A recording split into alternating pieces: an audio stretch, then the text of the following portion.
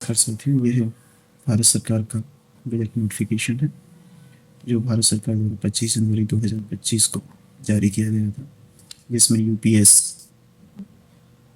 का निर्धारण किया गया है। यूपीएस यूनिफाइड पेंशन स्कीम, जिसको हिंदी में एकीकृत पेंशन योजना नाम दिया गया है। इस योजना के अंतर्गत क्या क्या पात्रता है, इसके बारे में हम इसमें समझेंगे। इसमें कौन कौन से लाभ दिए जा रहे हैं, उसके बारे में भी हम जानेंगे। और ये किस तरीके से 50% बेसिक सैलरी का प्राप्त होगा, इसका निर्धारण किस तरीके से किया जाएगा, ये अभी हम एक स्लाइड के माध्यम से देखेंगे। यदि कोई व्यक्ति 25 वर्ष की समय अवधि, जो इसमें 50% का सैलरी निर्धारण के लिए दी गई है, वह पूर्ण नहीं करता है, तो उसको किस अनुपात में सैलरी प्राप्त होगी, इसके बारे में भी हम जानेंगे।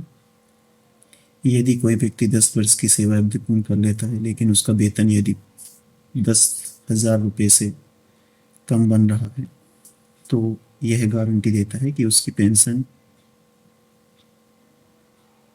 10,000 रुपये न्यूनतम सुनिश्चित की जाए।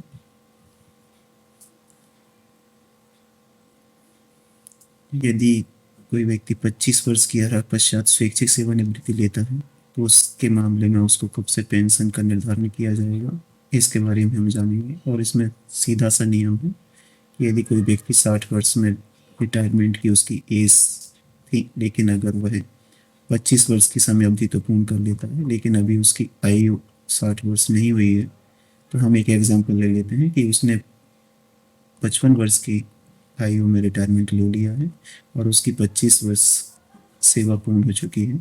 ऐसी स्थिति में उसको पेंशन का निर्धारण 60 वर्ष की आयु पूर्ण होने पर ही किया जाएगा।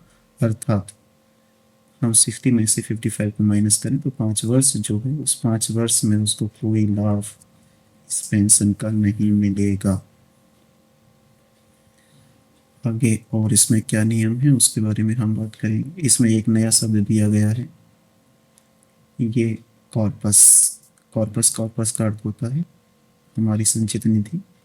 अब ये संचित निधि जो है, उसमें इसको निधि दो भागों में बांट दिया।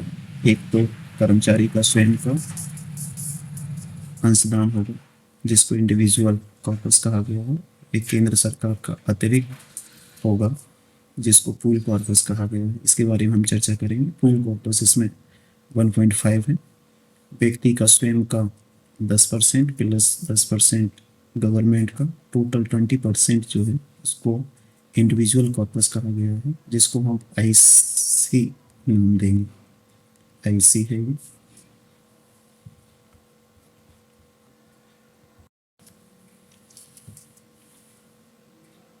ये पूल कॉर्पस क्यों बनाया गया है, इसके बारे में हम चर्चा करेंगे। उसके बाद ये पेंशन निधि का निर्धारण किस तरीके से होगा, कौन इसको नियंत्रित करेगा, इसके बारे में हम इसमें चर्चा करने वाले हैं।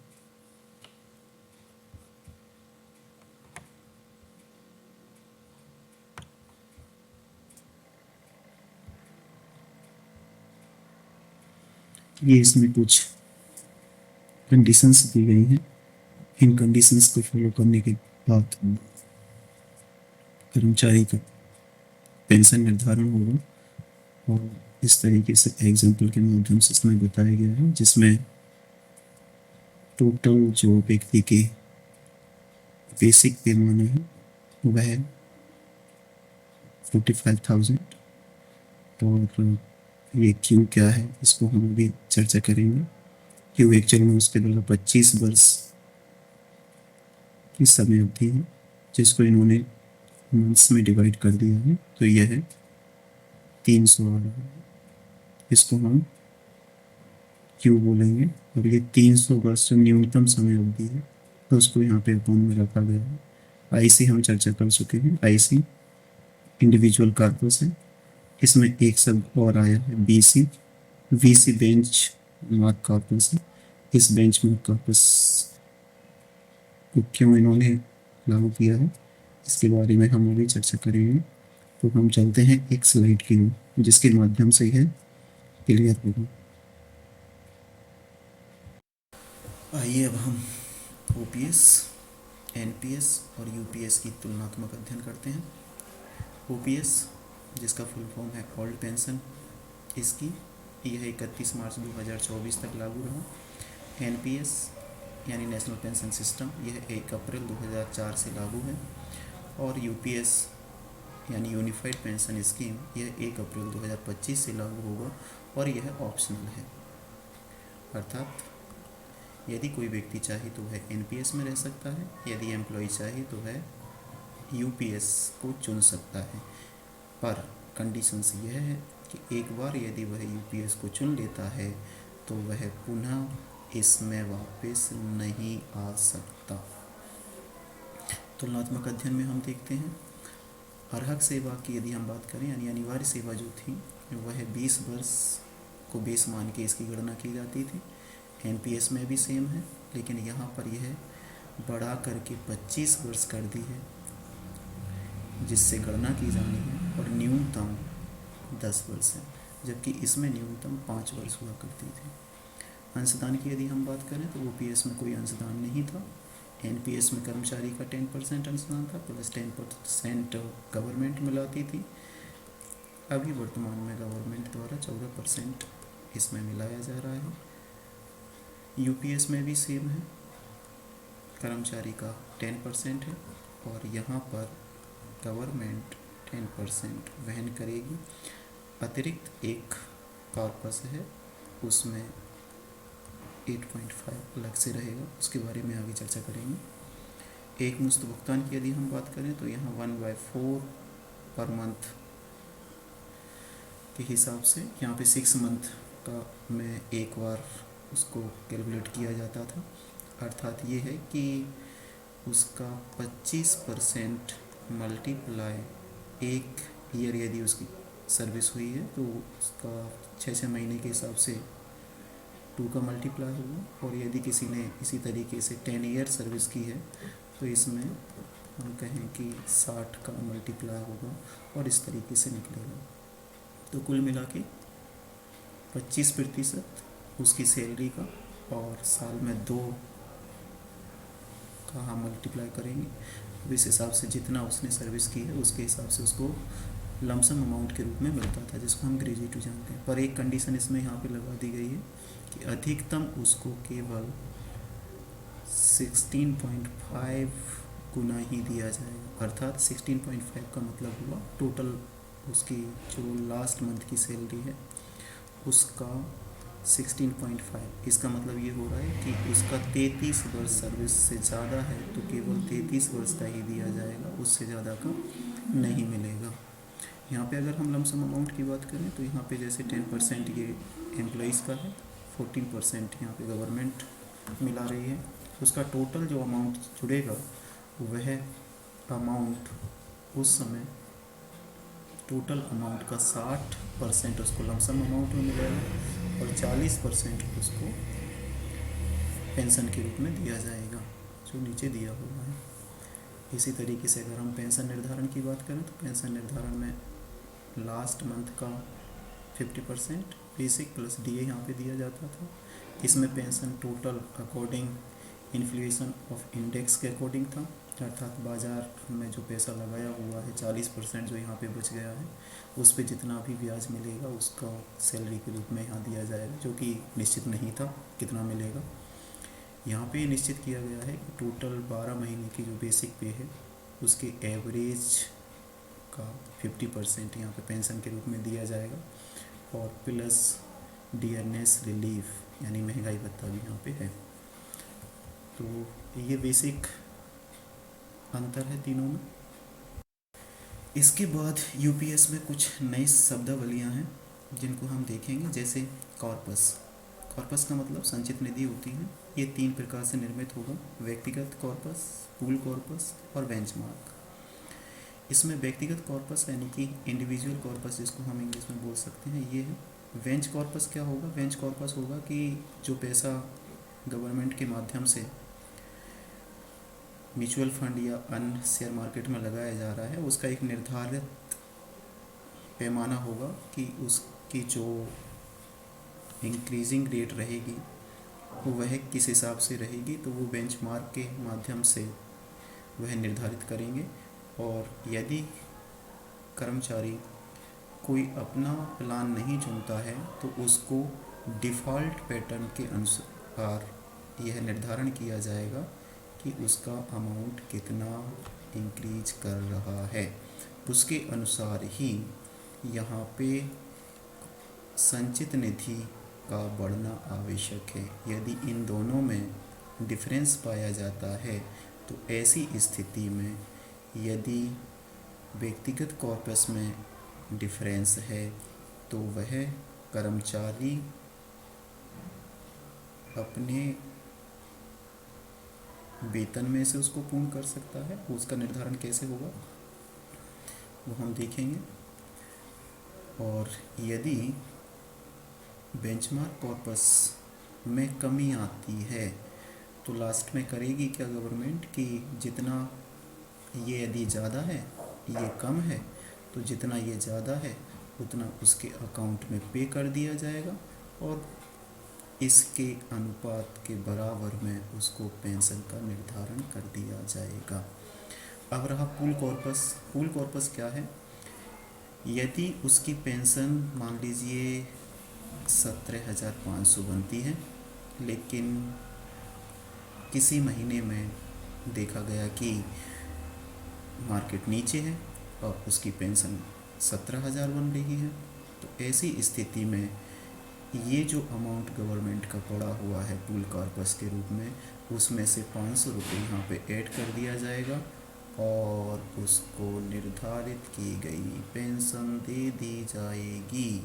केवल इस समय ही ये पूल कॉर्पस काम में आएगा। तो आई होप कि आप इसको समझ गए होंगे। करते हैं कि यूपीएस के अंतर्गत पेंशन का निर्धारण कैसे होगा। हमने एक व्यक्ति ले लिया है जो ए है, अंतिम 12 माह का इसका औसत हमने निकाला वो 20,000 है, जिसको हमने पी दिया है। कुल सेवा अवधि जिसको हमने क्यू समय अवधि दी है वह 25 वर्ष है, महीने में डिवाइड किया 300 आ गया। व्यक्तिगत कॉर्पस उसका हमने ले लिया है 12 लाख है। बेंचमार्क कॉर्पस भी देखा वह भी 12 लाख है। तो जो फॉर्मूला इसमें दिया गया है वह है pension P/2 multiply Q/300 multiply IC/VC। तो हमारा P की वैल्यू पुटअप की और पता पड़ा कि यहाँ पे 10,000 व्यक्ति की पेंशन निर्धारित होगी। अब यदि मान लीजिए व्यक्ति का जो एम्प्लॉय है उसका इंडिविजुअल कॉर्पस 13 लाख है, बेंचमार्क्स 12 लाख है, तो बचा हुआ 1 लाख रुपए कर्मचारी के अकाउंट में सीधा भुगतान कर दिया जाएगा और शेष 12 लाख के हिसाब से यही पेंशन का निर्धारण हो जाएगा। कंडीशन दूसरी भी बन सकती है कि मान लीजिए BC उसका 12 लाख तो है, लेकिन IC उसका 11 लाख है।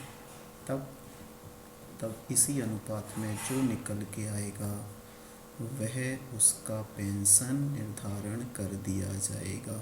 इस कंडीशन में कितना था 20,000 इंटू वही 300/300, तो जो भी कैलकुलेट के हिसाब से कर लेना, जो भी आए वह उसकी तनख्वाह बन जाएगी।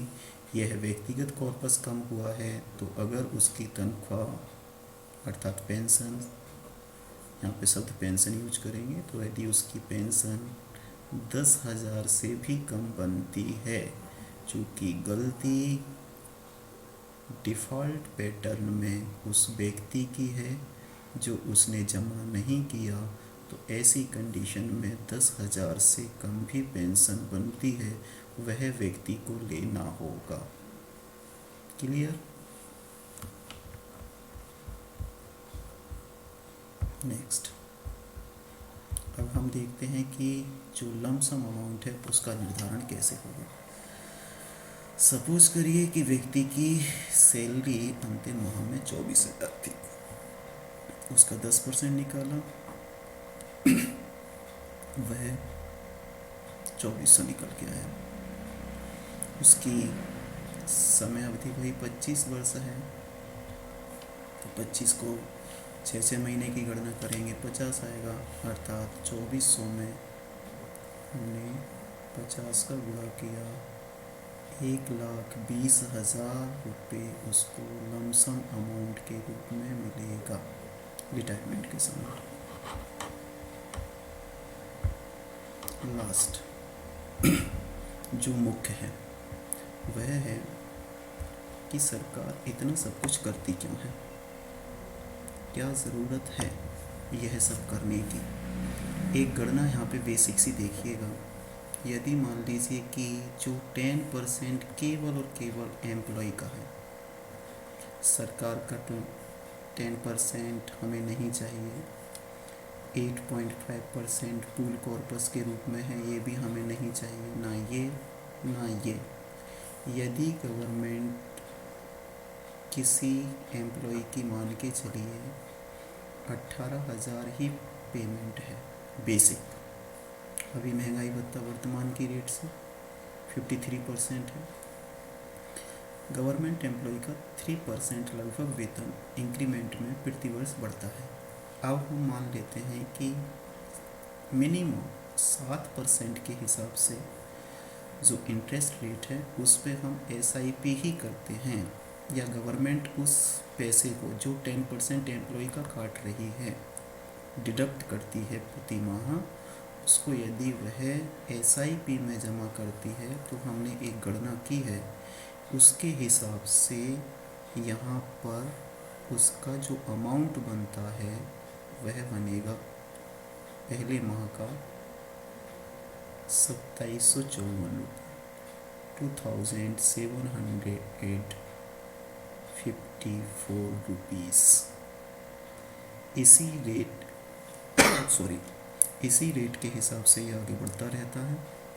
ये प्रथम वर्ष का, ये 10 वर्ष में हो जाएगा, और 25 वर्ष यदि वह एम्प्लॉय सर्विस करता है तो ये उसका deduction amount total 7% compound rate पर ही 29,47,064 रुपये होगा। अब वह व्यक्ति इसी को यदि RD कर देता है तब भी उसको केवल 7% इंटरेस्ट रेट के हिसाब से कितना मिला भाई, एक वर्ष में 2,06,294 रुपये, और यदि उसको हम महीने में डिवाइड करें तो मिलेगा ये अमाउंट प्रति माह, जबकि उसका मूलधन सेफ है। तो ये गणना थी। कह सकते हैं कि UPS सबसे OPS सबसे बेस्ट था, पर गवर्नमेंट के बजट पर ये वित्तीय भार बढ़ाता था, इसलिए उसने नहीं दिया। कोई बात नहीं, हम एग्री हैं। NPS में गवर्नमेंट 60% रिटर्न करती थी, ये भी ठीक था, माना 40% पे उसका जो भी मिलता था।